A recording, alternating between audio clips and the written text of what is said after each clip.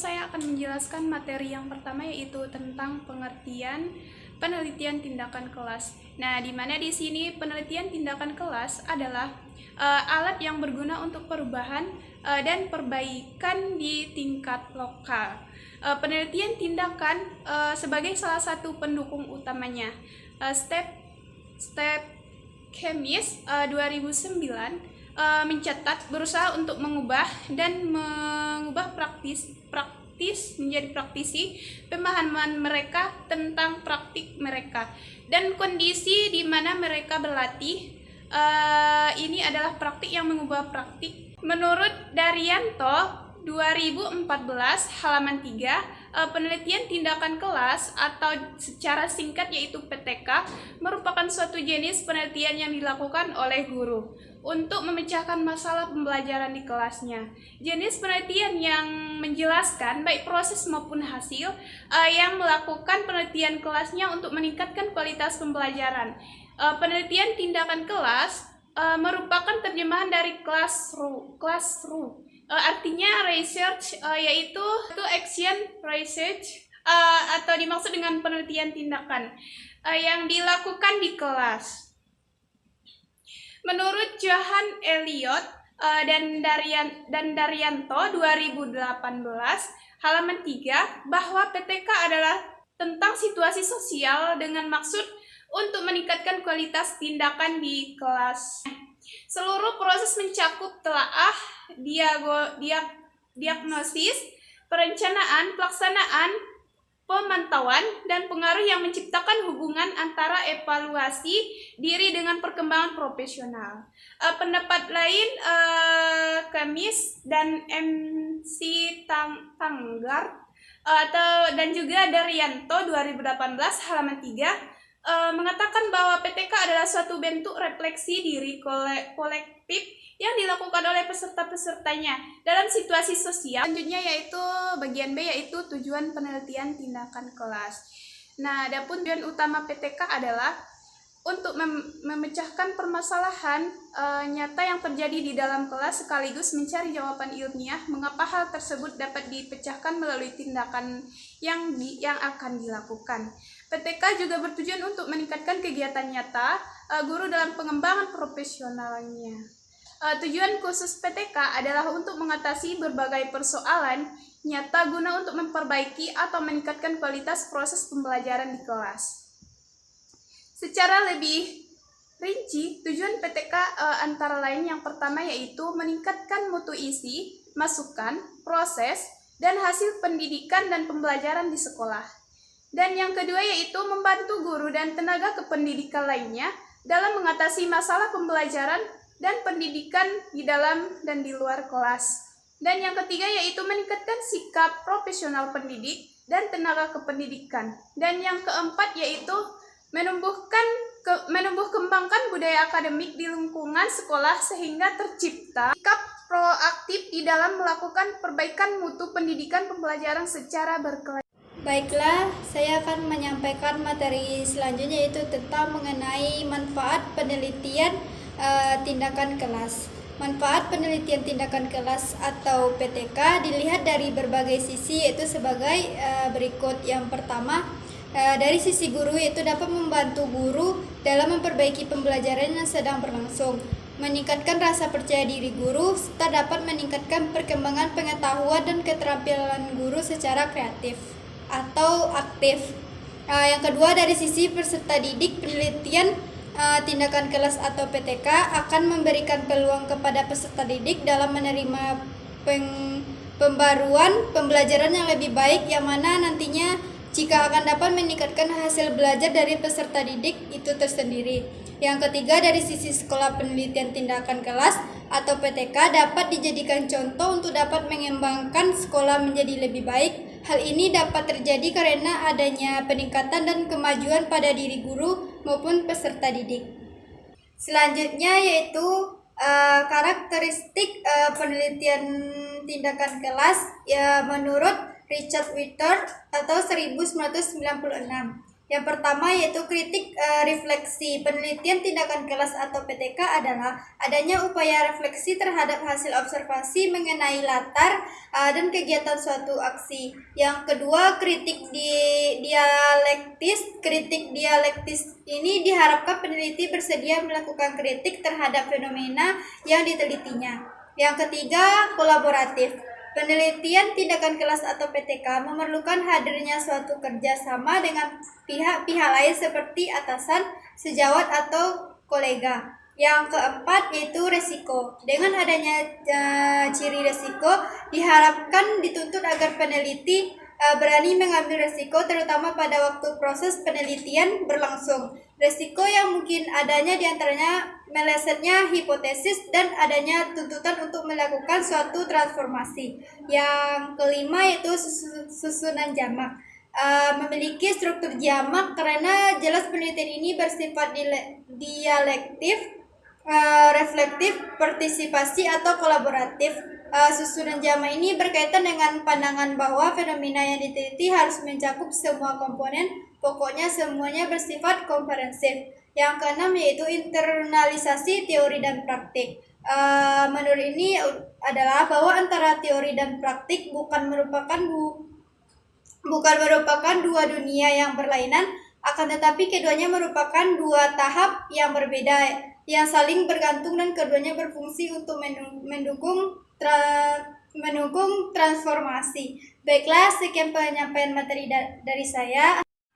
Selanjutnya, klasifikasi penelitian tindakan kelas. Ada 4 jenis dari PTK. Yang pertama, PTK diagnostik. Yang dimana PTK diagnostik ialah penelitian yang dirancang dengan menuntun penelitian ke arah satu tindakan. Dalam hal ini, peneliti memasuki situasi yang terdapat dalam latar penelitian. Sebagai contoh ialah apabila peneliti berupaya menangani perselisihan, pertengkaran, konflik yang dilakukan antar siswa terdapat di suatu sekolah atau kelas. Lalu yang kedua, PTK partisipan. Suatu penelitian dikaitkan dengan PTK partisipan ialah apabila orang yang akan melaksanakan penelitian harus terlibat langsung dalam proses penelitian sejak awal sampai dengan hasil penelitian berupa laporan. Lalu yang ketiga, PTK empiris, yang dimana PTK empiris ialah apabila peneliti berupaya melaksanakan suatu tindakan atau aksi dan melakukan apa yang dilakukan dan apa yang terjadi selama aksi berlangsung. Lalu yang keempat, PTK eksperimental, yang dikategorikan sebagai PTK eksperimental ialah apabila PTK diselenggarakan dengan berupaya menerapkan berbagai teknik atau strategi secara efektif dan efisien di dalam suatu kegiatan belajar mengajar. Selanjutnya, unsur-unsur penelitian tindakan kelas. Yang pertama, unsur siswa. Dapat dicermati objeknya ketika siswa yang bersangkutan sedang asik mengikuti proses pembelajaran baik di kelas, lapangan, atau mungkin laboratorium. Lalu yang kedua, unsur guru. Dapat dicermati ketika guru yang bersangkutan sedang mengajar di kelas atau sedang membimbing siswa-siswa yang sedang berdharma wisata. Lalu yang ketiga, unsur materi pelajaran. Dapat dicermati urutan materi tersebut ketika disajikan kepada siswa meliputi pengorganisasiannya, cara penyajiannya, atau pengaturannya. Lalu yang keempat, unsur peralatan atau sarana pendidikan, meliputi peralatan baik yang dimiliki oleh siswa secara perorangan atau peralatan yang disediakan oleh sekolah ataupun peralatan yang disediakan dan digunakan di kelas. Lalu yang terakhir, unsur pembelajaran yang ditinjau dari 3 ranah yang dijadikan titik tujuan yang harus dicapai melalui pembelajaran, baik susunan maupun tingkat pencapaian. Mungkin sekian. Baik, di sini saya akan melanjutkan materi selanjutnya, yaitu tentang langkah-langkah penelitian tindakan kelas. Secara garis besar dari beberapa model penelitian tindak kelas yang telah dijelaskan, terdapat 4 tahapan yang bisa dilalui penelitian tindak kelas. Nah, yang pertama itu ada perencanaan atau planning. Rencana itu merupakan suatu tindakan apa yang akan dilakukan untuk memperbaiki, meningkatkan, atau mengubah perilaku dan sikap sebagai solusi. Rencana merupakan kegiatan pokok pada tahap awal yang biasanya harus dilakukan guru sebelum melakukan penelitian tindak kelas. Dengan adanya perencanaan yang baik, maka guru dapat melaksanakan penelitian tindak kelas yang lebih mudah untuk mengatasi kesulitan dan mendorong guru untuk bertindak dengan lebih efektif. Ada dua jenis perencanaan yang telah disusun oleh peneliti. Yang pertama, perencanaan awal dan perencanaan lanjutan. Untuk perencanaan awal, perencanaan yang diturunkan dari berbagai pendapat perbaikan hasil dari kajian pembelajaran terdahulu. Selanjutnya ada perencanaan lanjutan. Untuk perencanaan pelanjutan disusun berdasarkan hasil refleksi setelah penelitian mempelajari berbagai kelemahan yang harus diperbaiki. Baik, untuk tahapan yang kedua yaitu tindakan atau action. Tindakan merupakan apa yang dilakukan oleh guru atau peneliti sebagai upaya perbaikan, peningkatan, atau perubahan yang diinginkan. Pelaksanaan tindakan adalah perlakuan yang dilaksanakan guru berdasarkan perencanaan yang telah disusun. Biasanya pelaksanaan tindakan yang dilakukan oleh guru adalah perlakuan yang dilaksanakan yang diarahkan sesuai dengan perencanaan. Pada tahap ini biasanya rancangan, strategi, dan skenario mempelajari tentang pembelajaran yang diterapkan. Skenario tindakan harus dilaksanakan secara benar tanpa berlaku wajar pada penelitian tindak kelas yang dilakukan oleh guru. Adapun contoh-contoh aspek rencana atau skenario tindakan yang akan dilakukan pada satu penelitian tindak kelas. Yang pertama, dirancang penerapan metode kelas dan diskusi dalam pembelajaran untuk pokok bahasan. Yang kedua, ada format tugas, pembagian kelompok kecil sesuai jumlah pokok bahasan, memilih ketua, sekretaris, dan lainnya. Yang ketiga, ada kegiatan kelompok, yaitu mengumpulkan bacaan melalui diskusi anggota kelompok atau belajar memahami materi, menuliskan hasil diskusi dalam OHP atau PPT untuk persiapan presentasi. Yang keempat, ada presentasi dan diskusi pleno, yaitu masing-masing kelompok menyajikan hasil kerjanya dalam pleno kelas, guru sebagai moderator melakukan diskusi, lalu mengambil kesimpulan sebagai hasil pembelajaran. Yang kelima, ada jenis data yang dikumpulkan, beberapa makalah kelompok dan lembar hasil kerja. Pada tahap ketiga yaitu ada pengamatan atau observation. Observasi dilakukan untuk mengumpulkan informasi tentang proses pembelajaran yang dilakukan guru sesuai dengan tindakan yang telah disusun. Melalui pengumpulan informasi, observer dapat mencatat berbagai kelemahan dan kekuatan yang dilakukan guru dalam melaksanakan tindakan, sehingga hasilnya dapat disajikan masukan ketika guru melakukan refleksi untuk penyusunan rencana ulang memasuki putaran atau siklus berikutnya. Observasi dilakukan sebagai upaya pengumpulan data, sedangkan observer berperan melihat, mendengar, dan mencatat segala yang terjadi dalam selama pelaksanaan tindakan berlangsung, baik dengan atau tanpa menggunakan alat bantu pengamatan. Dilihat dari hubungan observer dan observan dapat dibedakan antara observasi partisipatif dan observasi non-partisipatif. Observasi partisipatif adalah observasi yang dilakukan apabila observer ikut serta dalam kegiatan atau situasi yang dilakukan oleh observan. Observasi non-partisipatif adalah observasi yang tidak melibatkan observer dalam kegiatan yang sedang diobservasi.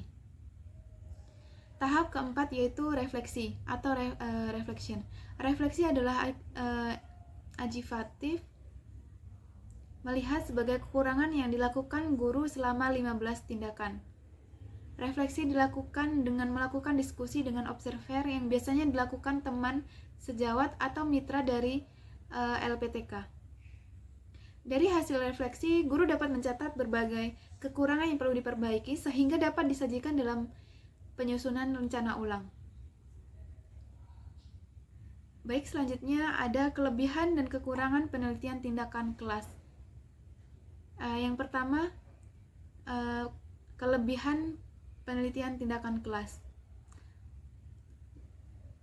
Dalam kelebihan ini terdapat beberapa, terbagi menjadi 4 bagian, yaitu kolaborasi menggunakan penelitian tindakan kelas atau PTK dengan teman sejawat dapat mendorong lahirnya rasa terkaitan di antara mereka untuk saling bertukar pikiran serta memberi masukan saran untuk memperbaiki proses pembelajaran.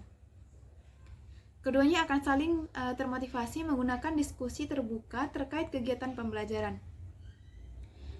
Yang kedua yaitu mendorong kreativitas serta pemikiran kritis guru melalui kolaborasi.